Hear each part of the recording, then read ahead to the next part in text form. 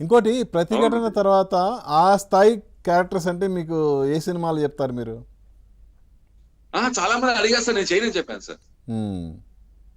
ఆ ఎక్స్‌ట్రీమ్ మనకి 'టీ కృష్ణ' గారు చేస్తే చేస్తానండి. హ్మ్. మళ్ళీ అలాంటి చాలా వచ్చినాయి సార్. చాలా ఆఫర్‌లు వచ్చినాయి. హ్మ్.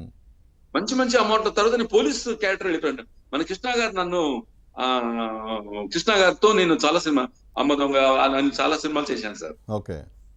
ఆ! సో, పెద్దరాయుడు అవన్నీ మనకు అప్పుడు అన్ని చేస్తూ వెళ్ళేది. కానీ వెరైటీ వెరైటీ ఆఫ్ క్యారెక్టర్ చేశానండి నేను అప్పుడు.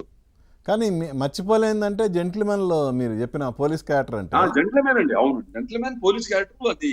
అదొక మళ్ళీ ఇంకొక హిస్టరీ సార్ అది. అవును. మనం మళ్ళీ ఇంకొక మైల్ స్టోన్ అదర్ అది. Side of Charan Raju.